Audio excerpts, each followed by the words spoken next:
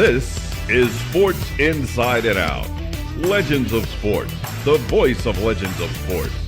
When legends speak, people listen. Now, here's your host, the coach, Chuck Hatcher. All right, sports fans, we're back again with Sports Inside and Out. Legends of Sports, voice of the Legends of Sports. When legends speak, people listen. That's our motto. Hey, listen, we're powered by StreamYard and, of course, supported by CIAA.book.com, a great linguistical piece you must read about the history and importance of the great legends, Black legends, that help today's sports be what it is today. Hey, we are about telling stories about those that help make the game of sports what you see today. And a lot of you probably don't even know who and how it came about and the shoulders that it came upon. A lot of people made what it is today. It's not as easy as Steph Curry and LeBron running around. No. We come up a whole different era. But those that made the game today are those that are responsible for it. These are great legends. And not only off the court, we got guys who have making a tremendous contribution to make sure you get the content that we're bringing to you. Actors, some of the greatest sports legends on the camera, behind the scenes. I mean, we got a guy that I know so long, we so dear. He's one of the greatest. Actually had a tremendous basketball career himself coming out of DeMatha High School. I used to see him. I just stayed away from him. He's kind of a big guy. But he is something to behold. BET participant and started his career off with us with Kurt Simmons and more. Hey, great guy. But here, today, he's at the apex. He's a zenith when you talk about sports. When you talk about basketball guards, big guards, guys that made a big difference, a lot of people, I think, when my dear friend that came along that we're talking about today, the top 50 greatest of all time in the NBA, played right along with a good friend of ours, and I guess they call him his older brother, one of the great ones, the Hall of Famer himself, Dr. Julius Erving, we call him. Doc, great guy. And I mean, he had Charlie Scott, great Scott, with him on one team. But his story comes at a really interesting part because he came along quietly and gently. His name wasn't really out there outside of the Midwest, but people, the brothers that we played with and around the Rucker tournament and the Baker League in New York, oh yeah, they knew it. He wasn't no ice, but he was George and he had something special. I met him again, and when we developed the Magic Johnson tour, he was the mentor to Magic. Magic wouldn't be what it is without this guy here. Him and a guy named Bill Merriweather was definitely responsible. But that's the story you're going to really enjoy. Really enjoy. This guy is something. Not just a dear friend. He's very humble. You know, people think he's a flamboyant guy. Never been. He's a cruiser. Just like he used to run. I think JB would tell you, too. He's glided down the court. He didn't run. I mean, I never saw him put his arms up and flash it. But he got from one end to the other in 6 seconds, so that was pretty good. He's good. He's a great guy. And also, we're going to have my dear friend. I guess he's probably the greatest sports commentator today and a person for everybody to reach at. And also, come along with this. We're going to parlay right in. One of the great African-American Black actors, film producer, storyteller, is on with us, a guy that started his career with the endorsement of the great Sidney Poitier and was influenced by it to be something very special. Went to a historical Black school, played golf, and a little track and field. I don't know about Bob Beeman might know him, I don't know. But we're going to get to him right now. And listen, let's talk about him. This man called George GERVIN, Iceman. One of the greats of greats, started off as a premier guard in the ABA, became a phenomenon, and was one of the reasons why the NBA merged. We got him right now. Ice, what's up, my man? What's up, Coach? How you doing? Hey, man. Yeah, I'm bad. How are you doing, and how's the family? Family doing well, man. Yeah, We yeah. doing You've been good. doing a lot of fishing and golfing. That ain't Yep, too I do that. bad. I do that, and I Yeah. probably golf more than the fish. My wife loves to fish, It so goes with the territory. yep, And yep. I'm very proud of you. I understand that you joined the family of the Lord, brother. And Oh yes, that's a sir. great thing too. I know James would be willing to have it. But we're gonna get on with it. Let's talk about it. Some stories, and I think James is coming on. And I really thank James for taking his time out. He's going on location. And right now, sports fans on Sports Inside Now, Black Legends of Sports, a guy like James Brown pulling on the side of his with his driver, pulling on the side of the road to call in to Sports Inside Now. To us, it means something. And I know to George because this guy is super special and super busy.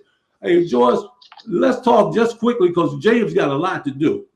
Okay.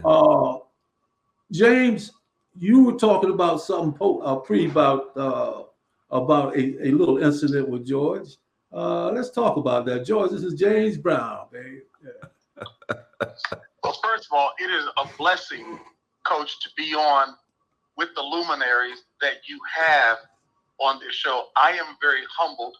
While, yes, you referenced my basketball career You can play, through man. high school playing for Morgan Wooten, and then playing, I did play at Harvard. We had a great collection of talent, Yeah. but that was an example of us not really reaching our full potential. And that experience certainly taught me a lesson in the game of life that there's no such thing as standing still. You're either getting better or you're regressing. Right. So I'm extremely thankful and humbled to be able to continue talking about the likes of the people that you have on the show, from Tim Reid to George Gervin and AB when he shows up, etc. But let me just tell you, for George Gervin, you mentioned before about the young players who are playing today, and this is taking absolutely nothing from them. You mentioned specifically Steph Curry, who is a phenomenon in terms of how he is automatic with that three-point shot. You talked about LeBron James. Look, to go from high school to the pros and play at the level that he has for all these years speaks for itself. But let me tell you, George Gervin was the deal. I remember when the ABA was in play, and with a bunch of cats that I knew back in the day, we were talking about how Earl Foreman the owner, had such great talent that he was bringing to the Virginia Squires. You talk about Charlie Scott. And I remember when he grabbed Julius Erving out of UMass after his sophomore year, we were supposed to play them in the game when I was playing up in the Ivy League that next year, but he went to the ABA. Yeah. And he's sitting in the stands, and Fatty Taylor, God bless him, and the folks are like, well, hey, Mr. Foreman, who is that little kid you got sitting in the stands? And he said, well, they call him Doc, but the kid's got some game. And the next day in practice, he was running down the court on a fast break, jumped over Fatty Taylor, who stood about 6'2", slammed the ball just inside of the free throw line, and they stopped practice and said, okay, this brother can play. Fast forward to the next year, they got this little slender brother sitting in the stands, and Fatty and them say, wait a minute, now we understand about that, but you went down to the junior high school ranks and got this slim kid in the stands. Who is this guy? And he said, his name is George Gervin, but they call him Iceman. And, Coach, let me tell you, in all of NBA history, from my humble perspective, there has never been a sweeter, smoother, silky, slim, and moving guy than George Gervin, who anybody would tell you was the real deal and absolutely is in one of the all-time greats to ever have played at the professional basketball level, period. Yeah.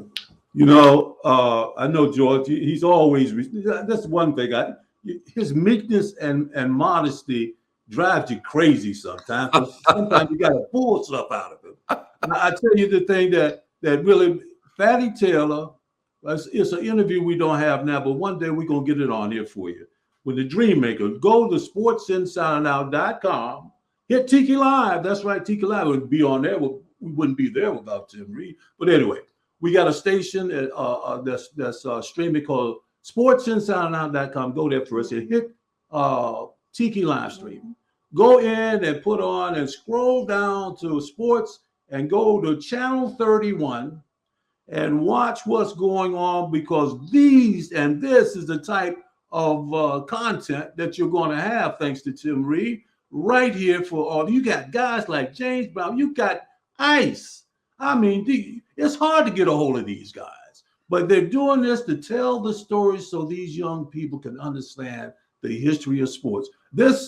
Sometimes you get so mad, like Sam Jones used to say, the NBA is now sissy ball. Ooh, not trying to be funny with that, but sometimes they're complaining and they're crying and everything. The real deal, when we were drafted in the ABA, I had not a longer career as the guys drafted by the NBA. Most of mine was overseas. But listen, man, it was happy to be able to get a job, and not have to worry about the things up there. But Ice is something very special. He played against, well, I think this is something that is hypothetical that I'm thinking about. That if I had been in the locker room and saw this guy come out playing 40 minutes and didn't sweat, I would say the same thing. Check this out. He's playing against Jock had gone to the Jersey Nets, and they just won the champ and all that stuff. They came against the Swallows. Doc was kidding, and of course the rumors were about the merger was running around. And Fatty, of course, is the one that Fatty Taylor, one of the great guards in the ABA from LaSalle, our dear friend, he was sitting between Julius and Ice in thing. And he said, listen, this guy just went up against Doc. They were teammates one time, but also, they were peers and peritable and good friends. Doc hit 40-something and Ice hit 40, a couple of points left. The guys took the whole game over. But Ice came in and left locker room, James, and wasn't sweating. He just played 40 minutes against Julius Erving and hit 40-some points and didn't sweat. So Fatty said, what in the world is wrong with you? Are you sick? He said, no. He said, well, you got to beat Iceman. Go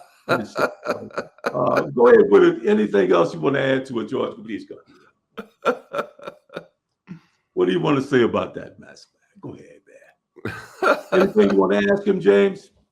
Hey, no, you know what? First of all, with George, I just want to say real quickly, because I'm looking forward to hearing Tim Reid wax poetic about this as well. There's an expression, whether you in the world of work, if you were an artist, a musician, anybody who is at the top of their game, they will tell you whenever the game looks like it's slowed down, that's when you are at a genius level. When the game looks slow. On the football field, the quarterback, with those guys looking to come and take his head off, when the guys are running the routes and he's looking at 4 or 5 different options, the game is slowed down. For George, the game was slowed down forever and a day because Ice was just that silky smooth, and everybody will tell you how awesome he was. But here's the best compliment that I can pay to him. Red Auerbach, God bless him, was a very good friend, and I would have him on the radio show a lot as well too. And he used to get a little irritated how folk today would talk about current players, and this is not taking anything away from them, but don't take away from the guys who were geniuses back in their own era. I had the nerve to ask Red Auerbach because everybody was talking about Shaquille O'Neal. And I said, Coach, I always called him Coach. I said, Coach, how would Shaquille O'Neal, I said, how would Bill Russell handle Shaquille O'Neal today? I could hear Red drawing on his cigar. And he called me Brownie. He said, Brownie, you got the question all wrong.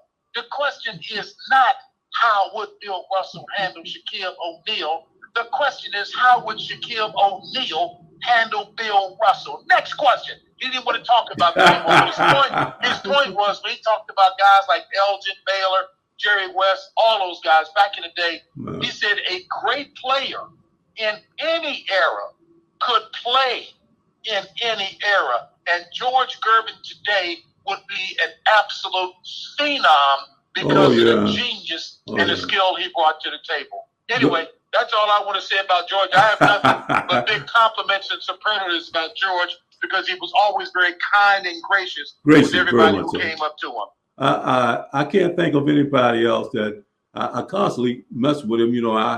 I even had it with my wife one time. We did the Dream Maker film that we did with Earl Foreman, and I need for you to get that up to you as well, JB, because Tim has got it on. You got to go to Tiki Live. You got to go to sports. And this is a story about the Virginia Squires, how this team alone set the pace for the NBA. Everything. The three major stars in the NBA that came out at that particular time were Julius Erving, George Gervin, Charlie Scott. Three Hall of Famers on the same team, started together and played together for a minute. But the thing I was with Earl Foreman and his lovely wife, Phyllis, God bless his soul, with such his friends. I'm going to let Ice tell you this little piece, and you're going to enjoy this too, AB, because this happened with Al Bianchi, John Kerr, and Earl and John Kerr and Al Bianchi was on the line and said, somebody's coming with some little skinny guy from Detroit, and they said he was a hell raiser, he's something else, And Phyllis said, I just looked at the films. He seemed to be such a nice young man, very calm. And Earl said, listen, I ain't going to listen to nobody. I'm going to get him in here. If this boy can play, I'm going to sign him. He said that I'm going to let Ice say this. This is very interesting to show you his personality and his talent in street shoes on the court. Go ahead, Ice. Go ahead. Go ahead, Ice. Come on, man. Tell him, Ice. Street shoes. He wore Stacey Adams on the court. Well, you know, I wore gaiters all the time back then. But, you know, you can't help but be truly humbled by, you know, the things that James talked about. I love the game. You know, for me, you know, and then I love the history of the game. Right. You know, I was very fortunate to have a guy like Julius Erving, you know, on the team, Fatty Taylor, you know, guys that, you know, respected, you know, guys' talent. You know, for myself, I always say that, you know, Fatty Taylor was like my big brother off the court, and Julius Erving was my big brother on the court. You know, I always tell people, man, everybody needs a somebody. And them two brothers was my somebody. You know, them two brothers was the guys that, you know, introduced me to how this game is played, you know, how to act, how to dress, you know, and so for me, I am so proud to have that relationship with Fatty, who's no longer here, and Doc, who's I was his rookie, and today he'll still call me Rook, you know. I mean, and I, you know, I'm 70 years old tomorrow, and if Doc called me Rook, man, it still brings a smile to my face, man. But, you know, I truly appreciate the relationship we had. So I'm very fortunate to have that chance to play with the Squires. You know, how I got there is Johnny Red Kerr saw me playing in the CBA. You know, I was averaging about 38. He knew Earl. He called Earl and said, you need to take a look at this guy. They flew me in. You know, I shot around and Earl signed me. So, you know, I was in the right place, that a guy knew the right guy that gave me an opportunity, and that's how my career started. So I love the game of basketball, man, but, you know, I really love people, and that made the game easy for me. You know, one thing, and I want James to peer on, and I know Tim was in the same region as JB, but when Earl and Al told me, he said, this boy sat out on a three-point circle and hit 33 three-pointers in street shoes. They said immediately, stop it, sign him, get him off the court, sign him right now. So, you know, it was almost that. And then when he hooked up with Doc, and Doc, I mean, their practices sometimes, sometimes Doc wouldn't even let him off the court. He said, wait a minute, where you going, Rook? Come on out back. You know, so we got to practice a little more. But, you know, that dedication, Jay, that you talk about, man, you're only going to get out what you put in, and that's God's gift to you. He ain't going to give you no more than you deserve or you can handle. That his gifts he's going to get. And you, if you supersede something that you should be able to do, relatively well, and you go into the next level, then Almighty God, Jesus is looking right on you and saying, now what you've done with a little, I can give you more. But this young man, I always enjoyed every time we got together. Ice, when I needed you for special projects like the Squire documentary on Earl Dreammaker, you were right there, and we want to make sure that we could give Tim the content information he needs to make these things even bigger. This particular story is so special because this is the only interview, Jay, that you saw with Julius and Ice at one time. People don't say, "Oh, we had Ice," but they've never been together talking about each other. And Fatty Taylor was in the middle, and the trifactor was something that changed the face of basketball and made it to what it is today. This guy was so much under control, everybody around him would be under control. That's the type of nuance that he would put on you. One of the things I do appreciate too is also the things that he's done off the court. Let's talk about some of the things like your charter school, Ice. I know you're so proud of it. One of the oldest charter schools have been the pro ball players, I believe. Yeah, but I started it about 27 years ago. When I retired, I wanted to give back, and so I started a youth center. Started in a little strip mall, about $150,000 budget, and over time we grew, and we created a George Gervin Academy, which I done had now about 25 years, and we now grew to a budget over 15 million. We went from pre-K to 12th grade. We are a school. I'm very proud of my school. My sister was my superintendent.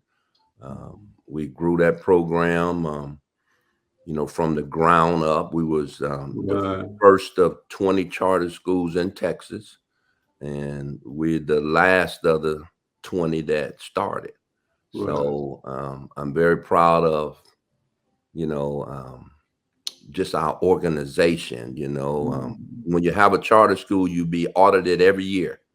We never had an infraction. So we're very well organized. We build retirement homes for low income.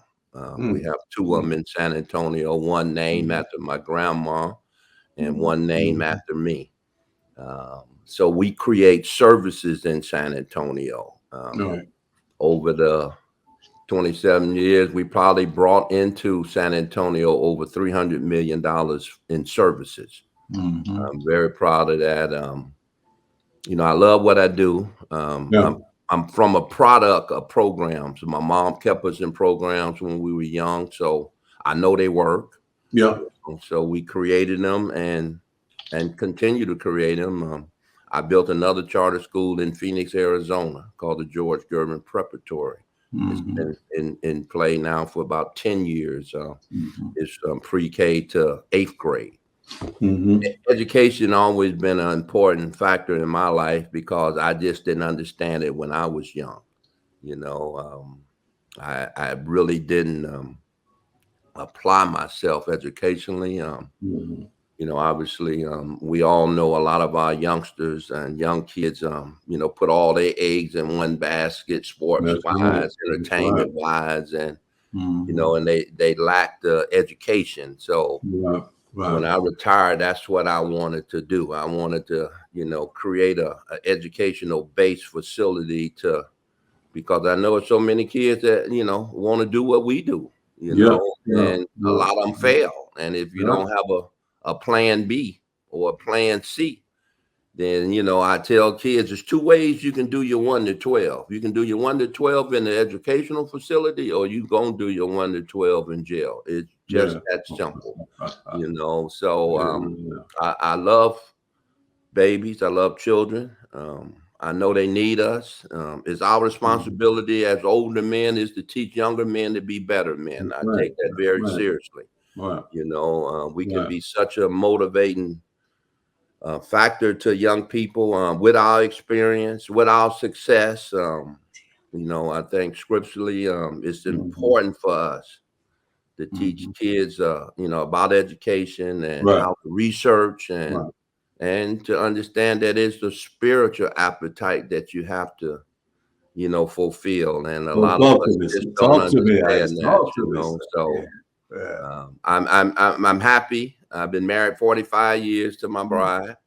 I have 3 beautiful children, 7 grandchildren. So I'm very happy in my life and how my life turned out. We all know life, can be a challenge, Right. but life's about recovery. Right. You get knocked down, you got to find a way to get back up. And when you get back Amen. up, you can tell some Amen. great stories to a lot of us, because a lot of us gonna fall. Amen. So Amen. I like where I am today, man. I love Yeah. basketball, but basketball was yesterday. What I'm doing today, Hey, man, is more that's right. reward. That's right. Use it as a tool and a demonstration to be able to see what it is. We got one more, man. Well, I love the guy so much, and started off with that W something Cincinnati, that big throw caught the nation. I mean, this, but I guess that's why I said to Portia and said, Kimmy, let me talk to this guy. Well, let's talk to him right now. We got the great actor, storyteller, producer, film distributor, the man that gives us the reason why we're here with Sports Inside and Out. Legacy film and TV is what he's all about now. And also helping us, George, and this is very important. And I know, James, you would love to hear this. He's got a mission statement to help us tell the stories of Black legends of sports, to help that history come to fruition in a way that we're trying to do and shall do in the name of Jesus. But he's right here now. He's a great sports fan. I gotta let him. He's smooth as ice, just like ice, but he's smooth on the other end. Tim Reid, the great Tim Reid. Tim, God bless you, brother, for helping, supporting us down this journey and this path. And I know it's going to be successful because it's a hard driving thing. Like JB said, you got to stay at it. And you have your friend Tim Reid, JB on the line too. Y'all can dialogue a little bit. But let's talk about what you think of the Iceman now. Now you're hearing something about his post life after basketball. What do you think of that, Tim? Come on up here. Well, first of all, no one is as smooth as the Iceman. No one. But there was so much joy that he brought to those sports fans like myself. As a matter of fact, my son, he's 50 something now, but when he was a young kid, I'd go into his room and he only had one poster on the wall, and it was Judas. I mean, it was Irvin. At the finger roll, he had that poster with him. I would never forget it, and he kept that poster throughout high school and college. So I just sent him a little clip saying, "I'm with the Iceman," and he emailed me back saying, "There you go, you're with the right man." But it was one of the things that I'm so pleased to be a part of is what you're doing, Coach, with Inside and Out, Sports Inside and Out. When you and I talked a year or so ago about some of the things that you were doing, and I was telling you I was going to put together a network. LGCY TV, Legacy of a People is the long name, but LGCY TV is now up on the Tiki Live platform. And I have to say that the viewers so far, we've only been up for a little over a month. The shows that seem to be getting the most clicks are the shows involved with the legends of sports. These are stories that have to be told. I am so blessed to be in a position that I can say, hey, put that up there. And several of your shows, we're going to put more of them up there. And we're going to talk about this because these athletes, these people who, when we were all down fighting, trying to make something in our lives, you needed some positive influence. And as you know, we don't always get that from our point of view. The context of being Black in America is often shelved to the side, and it's put a hip hop beat to it, and that's about all you see. But to hear the lives and see the kind of sports, a kind of talent that people like the Iceman brought to us. It kept us in a positive thing. It was like, look at this man. I mean, sitting down in front of a television, watching him move down the court, watching him pass off to Dr. J, watching these things. And I was in Virginia when the Squires were formed. And so it was running down, trying to get into the scope to see this. And this had a lot to do with my past and, of course, my son. So I'm so happy to have the opportunity to put up these kinds of stories, and we'll continue to do more. These stories have to be told. It takes nothing away from the story. We're losing so many. We're losing so many. You know, yeah. But they have to be told, and to know what he's doing in his life now, these stories have to be told, and that's the pleasure that I have. And James Brown would always. We worked together a few times. I would tell him I need him to come in and bring some of his glory to it, to bring some of his prestige to the project. He was always there, and I appreciate being a part of this. These stories have to be told. Well, Tim, you know, we're moving right along, and, you know, we got some elevators we need to do with one of our great educators. I think he's got some things to ask George, too, because he has the best educational institution for K up to 12 in Brooklyn, New York. And the stories and support he's given from Tim, and Icy's got all the cats. Of course, Sam was diligently involved, God bless him, in helping him, and Earl Monroe. Earl was helping, along with Jim Brown.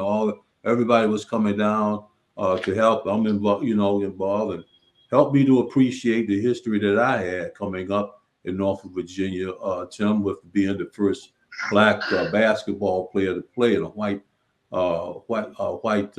division high school in Virginia in the South, along with a guy named Heidelberg who played football. it really helped me. You know, I had no idea that the things in it. And if I hadn't got with and hadn't talked with Dr. Martin Luther King and Reverend Abernathy, I wouldn't be actually here, because they pulled it out of me to do these type of things. And lo and behold, with Dr. Rich Loud, I was able to, the first guy as a 6'4" forward come into the ABA, I was happy to be drafted. So, it caught it off. And my experience with JB is, oh man, me and Matt, me and Sam and Wally Jones, we used to have a ball. We sit back in the stands and let Sam Jones and JB refine their craft. They helped us to be what we're trying to do now. So we never forgot.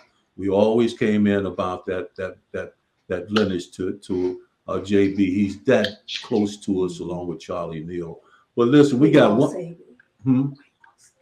Okay, so one more thing before we conclude a little bit more, and we want to also tell people to check out that Trey Whitfield Foundation, Trey Whitfield School there in Brooklyn, New York. Something very special. We're going to be supporting them, and George, we're going to have to ask you and Jay. But I can't. No, Jay, forget Jay. You had to call Jay in on a screen. So, but anyway, he always going to be a part of it. And if he has to come on screen, he will. But we would like to ask you to be a part one of these summer days in June. I understand it's the time. I used to fly you out there and let New York appreciate you. We do celebrity golf. You still golf, but you got to watch it when you get with Billy Joe Dupree. Y'all be trying to win money. So we got you and Eddie Payton, Walter Payton, but we got to keep y'all on the side, man. But anyway, if you come out and be an enjoyable part of that one time, they'll fly you in, put you at the casino hotel. Please don't gamble, and enjoy the cats that are doing the same educational mandates and initiatives that you're doing right there in Texas. And God knows, some way you might be able to interchange and cross market for a legacy that'll be well worthwhile for both of y'all legends. I don't want to hold you too much. Hopefully AB will come back on, and we could get a little dialogue with him on you. He definitely wants to talk to you. Is AB back on yet, guys? AB's not on? Yeah. Okay. Well, let's get the last say then, guys, and then we'll go into a conclave. What else did you want to say about this guy, Jay and Tim, that the fans really need to hear? Let's get a quick elevator on. Well, you know, the thing with our culture and our history is that we never seem to be put in context to the world stage. You know, we're always put aside as a special something that would happen off to the side. But we have to start looking at the lives and the careers of people like the Iceman and put it in context of how it changed sports, how it changed the way sports broadcasters talked about sports, how it changed the rhythm and the style of the games that they played in.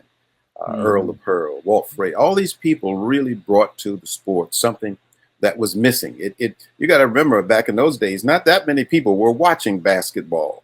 That's right. Compared to what they are now. And these guys brought the cheers. They brought the style. They brought the rhythm to the game. Like you say, the way he came down the court, that finger roll and all that stuff. There was nothing like that before. Matter of fact, they weren't even allowed people to dunk a ball back in the day. So what they brought, and we take for granted now, is always good to put that in perspective and put it in context to the sport itself. Not just basketball, boxing, golf, you name it. You know, things like that. And it's not so much heralding, well, look what black people did. It's look in the context of history, what we've done. You know, and that those stories are being told. I have to say right now that right over on our channel, LGCY TV, on the Tiki Live platform, that's the only place right now you can see some of these stories. That's right. They do not exist. ESPN is they're in the modern era. They want to stay with what's hot. But we got to go back and look at Oscar Robertson and Elgin Baylor, and we'll see those things that they've done and how they change sports, the way people watch it, what they wear, the jerseys, the way the uniforms were shaped. It was all done by the style and the swagger that was brought to the game by these players, and that needs to be told more. And just to have the young people to feel a little bit better. That doesn't put anything down with what's being done. Just means to say this is the base, this is the platform. And that's what I'm having fun doing. I mean, watching some of the footage you send me, Coach, and looking at these guys, and it brings cheers back. I mean, I think about I saw that as a young kid. I saw I saw Oscar make those moves, you know, and it brings something to me that other people need to see. Yeah, Jay, to you, man. I don't want nobody to think that I'm on his payroll, but this guy, he really means so much to me and Wally Jones and all of the cats and even Ice when we did the Magic Johnson tour that you made so successful for. People don't realize it wasn't Magic that was on this tremendous thing with my stepson Dominique Wilkins. We had Magic. We had Errol Dawkins. Errol Dawkins. We had all of them, man. Mark McGuire, Isaiah Thomas, Mark McGuire, Adrian. I mean, we had it all. And Jay, you were at you just left to go to. I think you went to ABC just after then, I believe, or CBS, I believe. But what was Coach, it? Let me just say that I'm humbled just to be a part of the genius that you have on the show. But if I could coattail on what Tim Reid was saying, I'm thrilled that we've got somebody with that kind of excellence. First of all, I hope one time to hear about, if I heard you correctly, about the track excellence that Tim brought to the table. I'm not aware of that, but I'm not surprised because, again, coattailing on what Tim said, the story of our people is one of excellence and overcoming no matter what the obstacles are. That's it in a nutshell, not just sports, but across every spectrum, every silo, our people have overcome and excelled despite the structural inequalities that were there.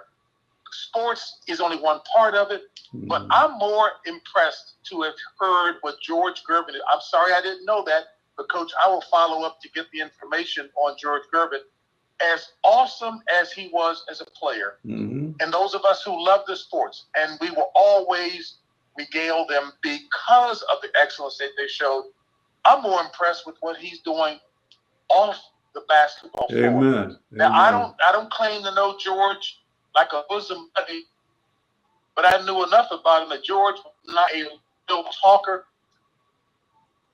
Talked excitedly about what he's doing in impacting lives in legions with what he's doing with his schools. And that says more. And throughout my entire career, I have always been more focused. Tony Dungy is one of the guys I talk about nonstop, because he says whenever I would go in to do a football game, I didn't want to know all about. Yes, I had to understand X's and O's, what the strategy was and the tactics were to accomplish the strategic goals that they had. Right. I wanted to know about the people and their parents and grandparents. And George GERVIN just talked ad nauseum about what his mother did. He's a product of programs and the like. And look at how he's giving back in a more meaningful way. So to me, that's even more impressive. And we got somebody with cinematography and writing and storytelling skills like Tim Reid to keep it alive and introduce so many young people to the fact that they are more than just what they do on the athletic field, but to do it in the game of life. And George, I commend you and clearly Tim Reid, and hope I'll get a chance to talk to the others at another time as well too, Coach. Okay, God bless, Tim. Hey, Tim, everything is really, we got to get into a quick conclave here. God bless. I want you to please, sportsinsideout.com, go to Tiki Live. Also, we got podcasts, SoundCloud, Sports Inside Out as well. But go to Tiki Live. That is where you need to find out who is responsible for today's professional sports, not just in basketball, NFL,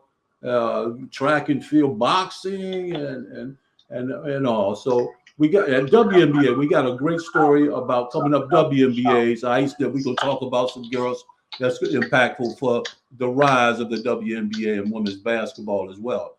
We hope to have you back soon, Ice, to convert with you and see what we can do to help your efforts out there. We want you to talk with A.B. Whitfield, and maybe y'all can do some things to help these children of Brooklyn that he has an oasis of young kids there in his institution that has no crime, has a 90-some% graduation rate, kids all over wearing uniforms in the breadbasket of Brooklyn. So that's hard to do right there.